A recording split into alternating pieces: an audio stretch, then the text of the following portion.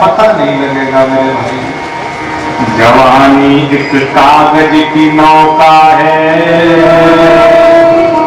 जवानी का हवा का झोंका है। कब हवा की तरह जवानी आके निकल जाएगी पता भी नहीं लगेगा। जवानी भजन करने का मौका है।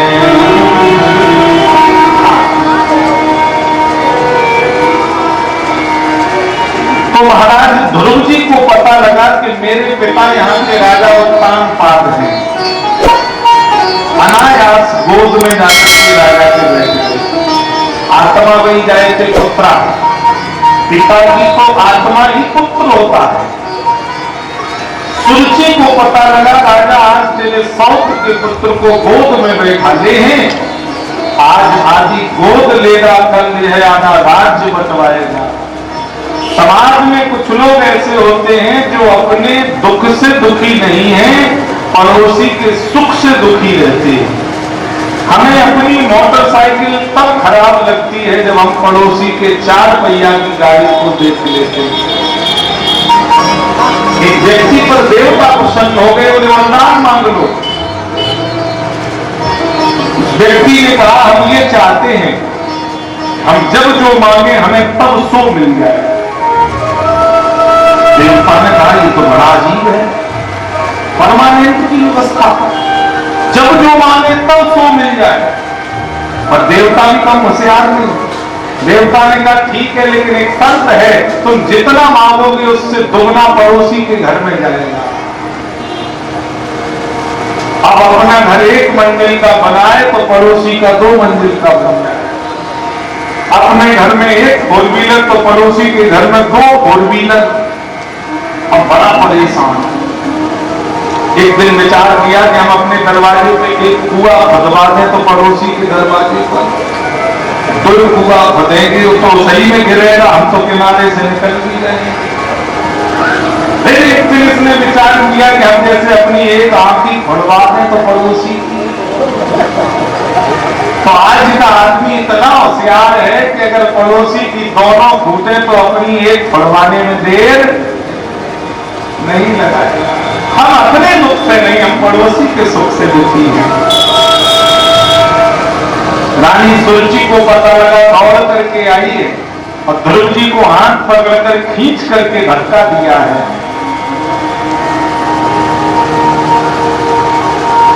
ध्रुव ने हाथ जोड़ करके निवेदन किया, मां मुझे पिता की गोद चाहिए। सुरुचि क्रोध में कह रही है, मंदिर बाहिर दीन ढकेली, मंदिर बाहिर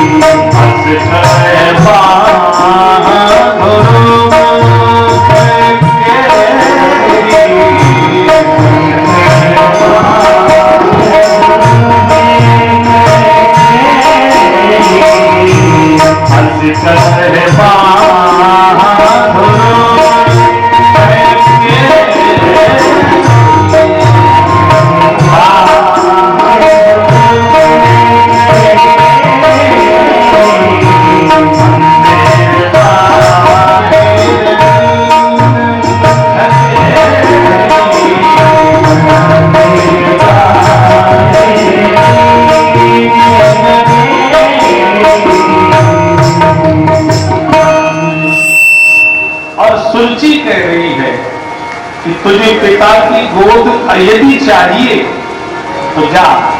कहा रास्ता बता रही है। तब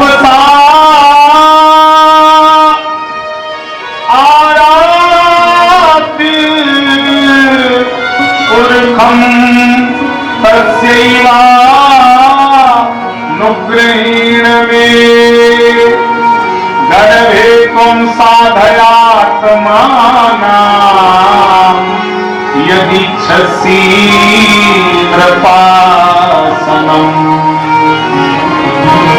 आराध्य पुरुष की तपस्या कर, वो परमात्मा जब तुझे प्राप्त हो जाए तो उनसे मांगना कि तू मेरे वाले गर्भ से पैदा हो, तू उस अभागिनी के गर्भ से पैदा हुआ है, इसलिए तुझे अभी पिता की गोद नहीं मिलेगी। जब तू मेरे गर्भ से पैदा होगा तब तुझे इस पिता की गोद का अधिकार मिलेगा। ध्रुव अबोध है, बात लग गई, बोले अब उनसे मांग करके रहूंगा। दौड़ पड़े, जीवन में या तो किसी की लात लग जाए या किसी की बात लग जाए तो भगवत शरणागति होने में देर नहीं लगती है।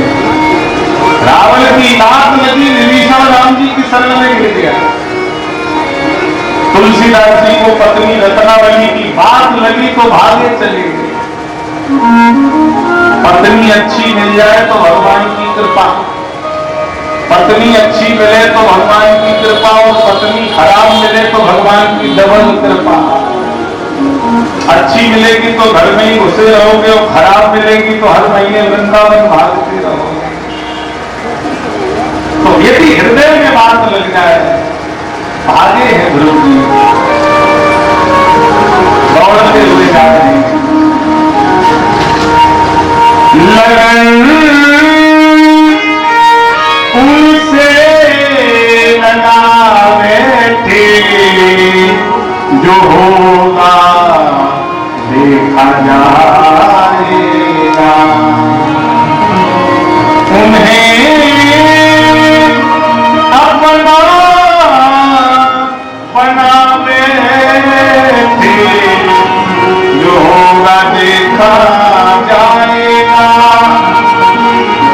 शर्म हम देख बैठे, जो होगा देखा जाएगा।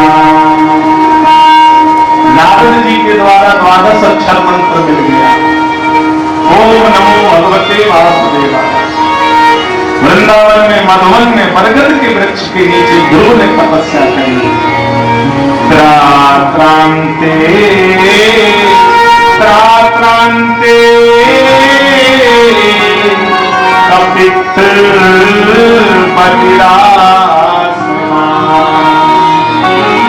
पहले महीने में 3-3 दिन का व्रत किया, और कपित माने कैथा और बेर बीन करके ध्रुव जी खाते हैं। द्वितीयम चातखामासं षष्ठे षष्ठे अनभको दिन। 6 दिन का व्रत करते हैं। तृणपर्णादि कृतान्नो अभ्यर्चयत् विभुम्। सूखे पत्ते और तिनके बीन करके खाते हैं। तृतीयम चानयन मासं नवमे हनी। तीसरे महीने में 9 दिन का व्रत करते हैं। अब अक्षर तमसलोक मुपादावा समाधिना, जल पी करके रहते हैं। चतुर्थ मपि वही मासम द्वादशे हनी। चौथे महीने 12 दिन का व्रत करते हैं। वायु भक्षम, जल पीना भी बंद कर दिया, केवल वायु पी करके रहते हैं। पंचमी मनुष्य प्राप्ते जितस्वासो नृपात्मजा। 5वें महीने में श्वास लेना भी ध्रुव ने बंद कर दिया। आत्मा को ब्रह्म रंध्र में स्थगित कर दिया, परमात्मा में लीन कर दिया। वायु रुक गई, पशु पक्षी अचेत होकर के गिरने लगे, नदियां स्थिर हो गई, झरने रुक गए, देवताओं के मलमूत्र अमृत हो गए। इंद्र का आकाशन हिलने लगा, देवता त्राही त्राही कर रहे। भगवान बोले घबराइए मत, मां भैष्णवालम तपसा दुरत्य उत्तान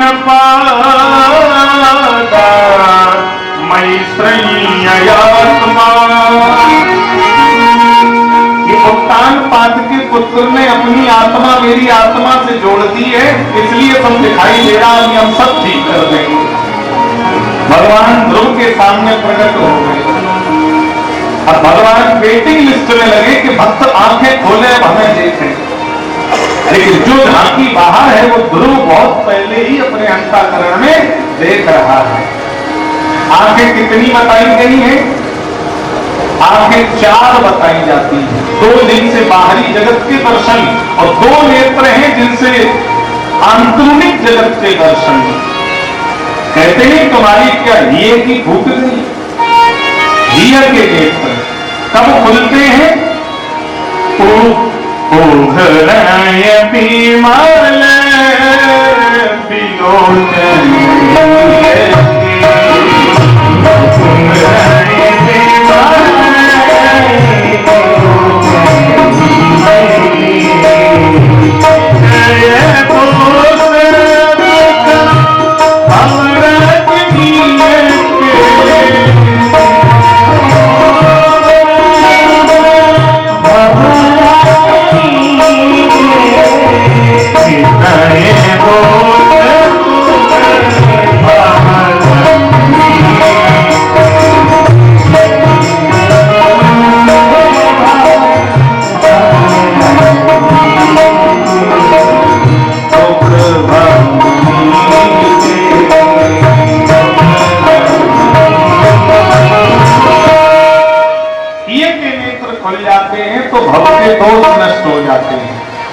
कैसे नष्ट हो जाते हैं? गोस्वामी जी कह रहे हैं, बड़ी सुंदर बात कही है। क्या? मोहनी सासम तो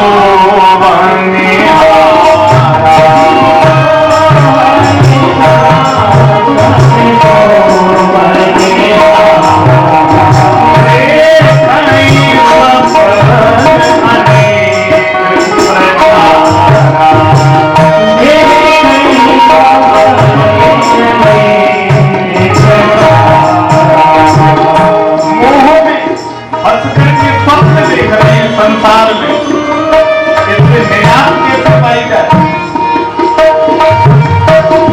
जो सपने से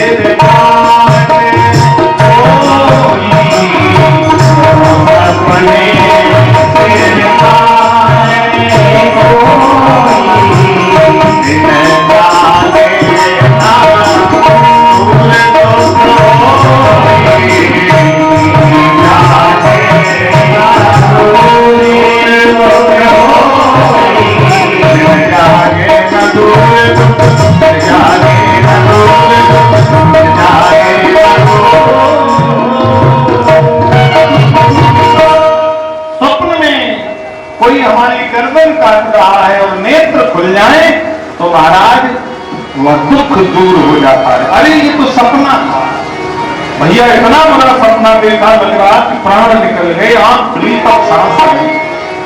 ऐसे ही संसार का स्वप्न का दुख तब दूर होता है जब हम सत्संग और भगवान के नाम के प्रकाश के सानिध्य में आ जाते हैं, तो ये संसार की मोह की मलिनता भी नष्ट हो जाती है। घर में प्रकाश के लिए दीपक एक ही हो, और ऐसी जगह घर में कौन सी है जो आंगन में भी प्रकाश जाए और दरवाजे पर भी प्रकाश जाए? घर की दहली पर अगर दीपक रखो तो कुछ प्रकाश आंगन में चला जाएगा, कुछ दरवाजे पर जाएगा। तो राम नाम मणि दीप धरी हरि द्वार। शरीर में जीव क्या है? दहरी है। दहरी पर राम के नाम का प्रकाश रख लीजिए। तुलसी भीतर बाहरे जो चाहिस उजिया, तो जीवन के बाहर रूप में भी प्रकाश हो जाएगा, जीवन के आंतरिक रूप में भी प्रकाश हो जाएगा। भगवान के नाम में बड़ी शक्ति है।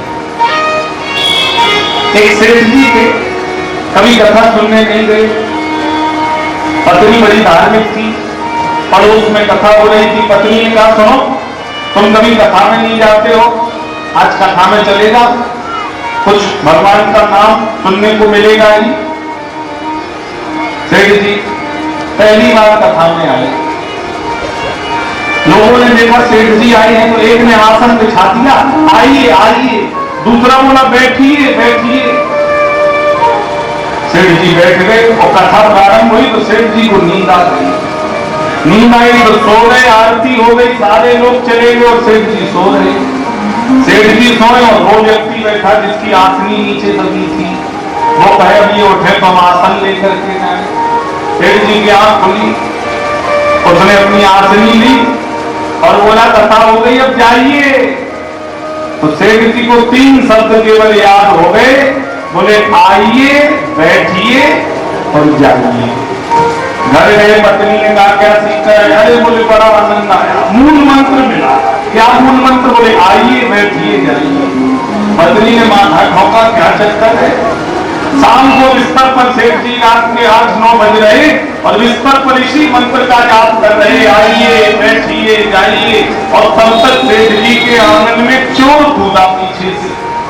चोर चोरी करने आया था, चोर जैसे ही कूदा तो सेठ जी मंत्र बोल रहे थे तो जोर से बोले आइए। चोर छिपा और घबराया, देख कैसे लिया सेठ ने मुझे, और देख लिया तभी सेठ कह रहे कि आइए।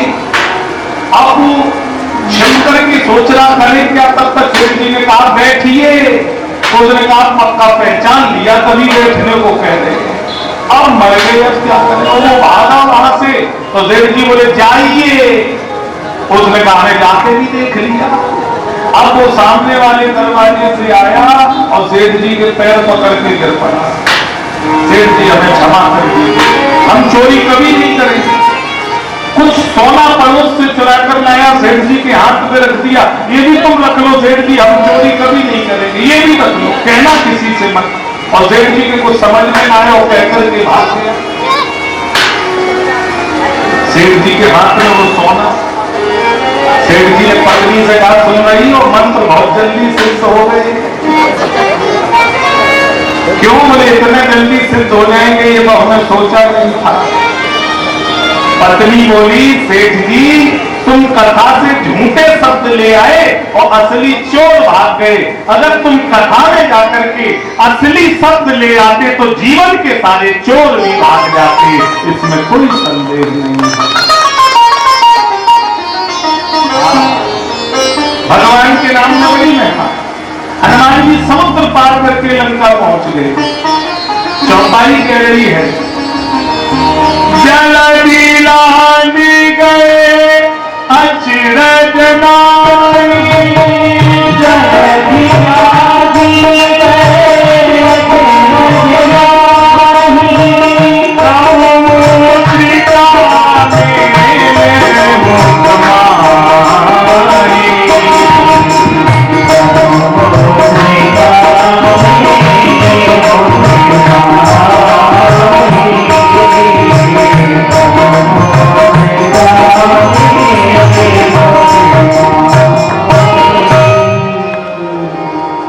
कामुत्रिका में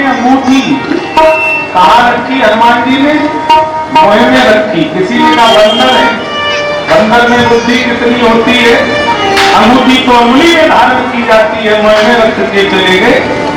हनुमान जी ने कहा मुद्रिका मैंने मुख में रखी, पर मुद्रिका में कुछ लिखा था, राम नाम अंकित अति सुंदर। राम के नाम की मुद्रिका हनुमान जी कह रहे मैंने मुख में रखी तो देखो देखो मैं समुद्र पार हो गया। राम के नाम की मुद्रिका अगर दुनिया वाले अपने मुख में रख लेंगे तो तुम संसार पार हो जाओगे। ये तो केवल समुद्र है, भगवान का नाम संसार पार कर देगा। जगती रानी गए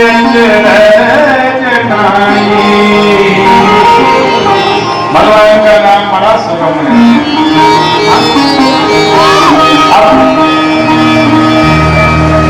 भगवान ने अंदर की झांकी बाहर खींची तो ध्रुव ने नेत्र खोले और भगवान ने अपना 5 जन्य शंख ध्रुव के गालों पर लगा दिया। पस पर सबालम कृपया कपोले। कपोल माने गाल, शंख गालों पर लगाया, 4 वेद 6 शास्त्र का ध्रुव को अद्भुत ज्ञान हो गया और वेद स्तुति गाने लगे। योन्ता प्रविश्य मम वाचमिमां प्रसुप्ता संजीवयत् अखिल शक्तिधर स्वधाम्ना अन्यास्तहस्त चरण श्रवण त्वगादि प्राणान्नमो भगवते पुरुषाय तुभ्यम्। स्तुति गाई है। अब ये बताओ, ध्रुव सकाम भाव से गए थे कि निष्काम भाव से गए थे? सकाम भाव से गए थे कि भगवान मिलेंगे तो पिता की गोद मांगेंगे, और भगवान ने ध्रुव को पकड़ के अपनी गोद में बैठा लिया। मांगने गए थे पिता की गोद और मिल गई परम पिता की गोद। अब बताओ, जिसका प्रमोशन हो गया वो क्या डिमोशन मांगेगा? ध्रुव जी ने हाथ जोड़कर कहा, पूरे कछु प्रथम वासना नहीं है।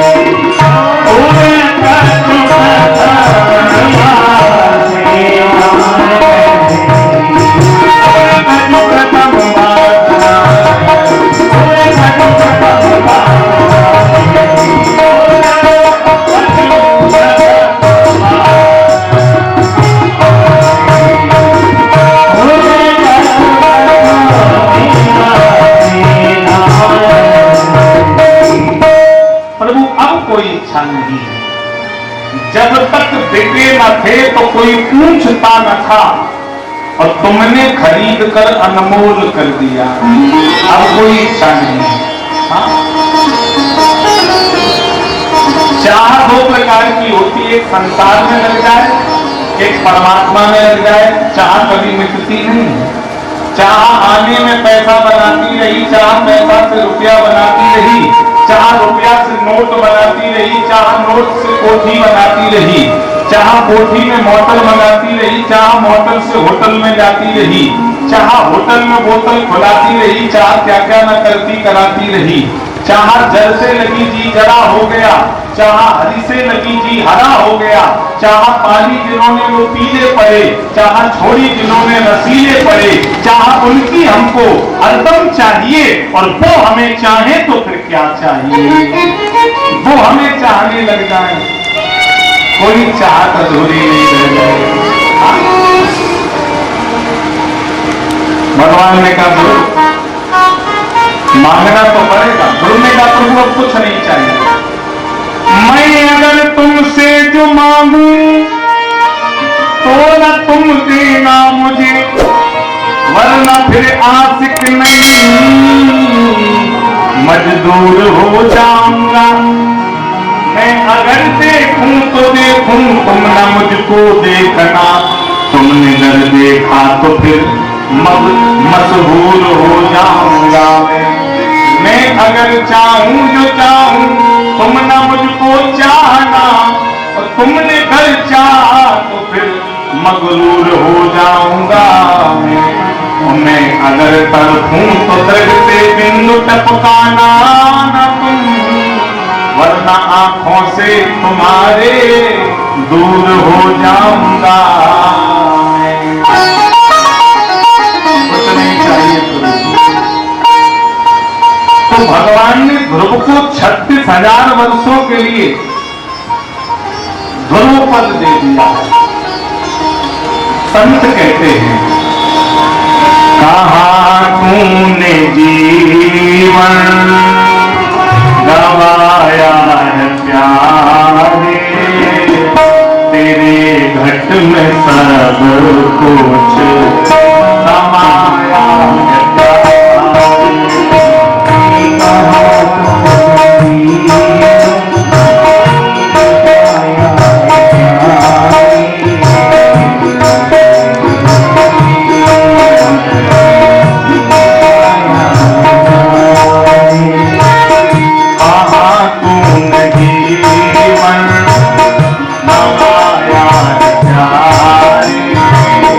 तेरे